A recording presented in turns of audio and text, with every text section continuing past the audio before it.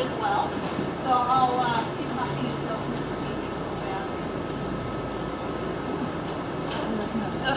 have a great day, guys. You're welcome. Now, this is Geronimo, or I like to call Geronimo. This guy is just over 15 years of age. This is the 1, 2, 3 southern rebanded armadillo. There are just under 30 members in this family. You're looking at the second smallest of them. I want you guys to feel the back of this. The back of it is where the family gets their name. The southern three-banded, like Geronimo here, is the second smallest of that family.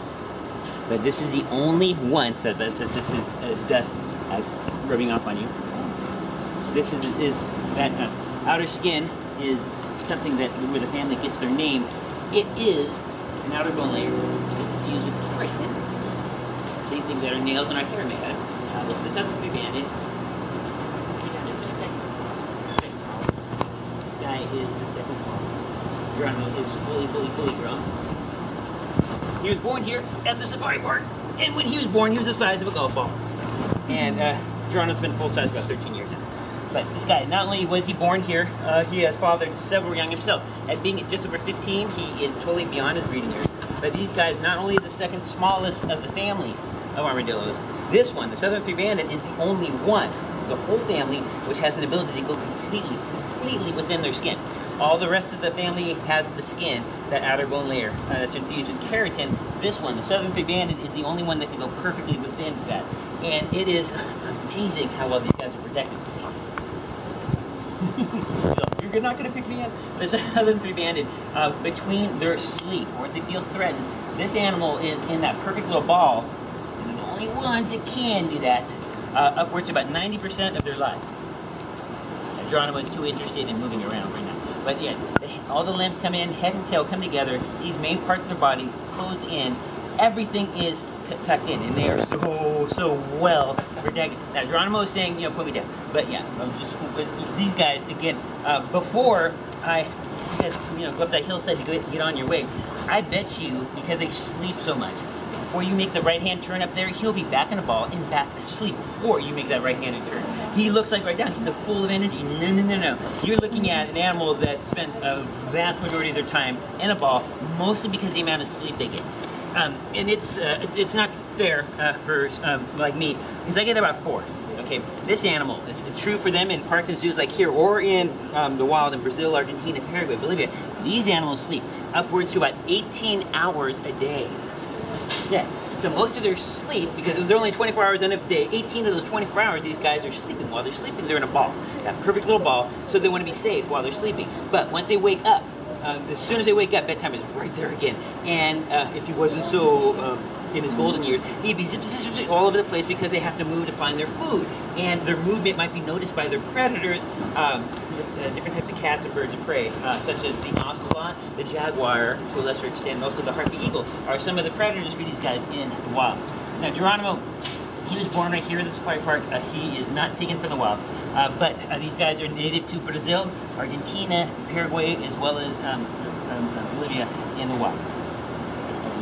Whenever I try to touch him, it's like he goes down, like lays down flat. And it's actually quite funny, because these guys are so well-rounded. And in Brazil, or Argentina, Paraguay, Bolivia, when these guys are in that ball, where they are most of their life, anything comes up to them, predator, they go back into their ball, and they will be running around so quickly. Nobody lays out like that, because that ball so quickly. They actually roll for a little bit. Thanks, Marlon.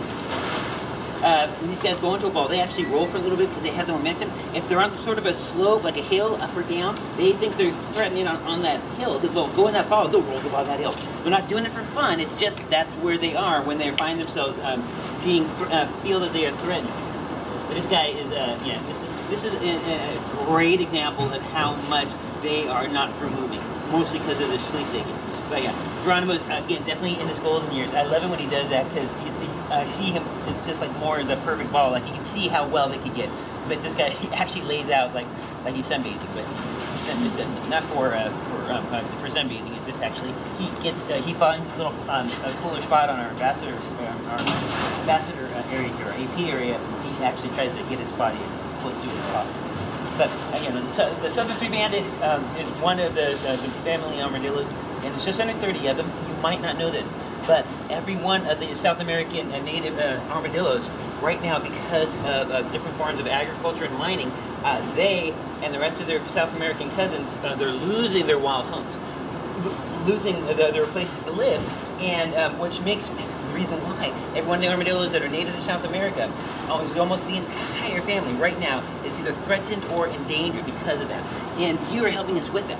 Because when you guys came into the park today, we on these tours, right now, you spending that time with us right now.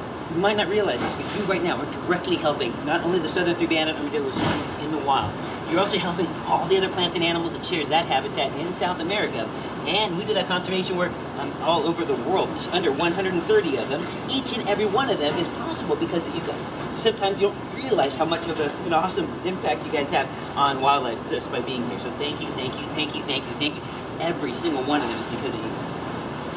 I want to ask do you guys have any questions? Again, this is the second smallest of this family, Geronimo. And he looks like a big roly-poly, but the armadillos, every one of them, they're mammals, just like us. They don't look like it, but they're just like us. And a lot of the characteristics we all share in common with them, one of which is that we have it all over our bodies, especially the top of our head. We have or we can't have hair. And all the rest of the family, the armadillo, they all have hair. But you might be noticing these very, very long hairs off the midsection. See, these things are really, really long. They actually look like he needs a shave. He's just getting a little sloppy. No, no, no. This guy is actually protected. He is adapted for safety because these hairs are so long that when they go into that perfect little ball, those hairs are sticking out. So they're whiskers. They're feelers. So they could be protected, stay within that ball, but also have total awareness of their surroundings because of these long hairs. It's actually kind of a win-win kind of thing. That's why these guys are in their ball so much, because they want to be, they want to do it. But yeah, thank you guys so much for coming up to the workshop and coming to the park today. Now, Geronimo and I, we're going to get you guys to your to your cart, and then Aaron will give you your last bit of hand sanitizer. And if you, when you actually can take a shower with it, there's enough there for you, if you want. But all depends on how super clean you want to be. But thank you very much for coming up to the workshop. Thank you. Oh, you're welcome. All right, follow me a little better. There we go. So we'll take our squirts and we will.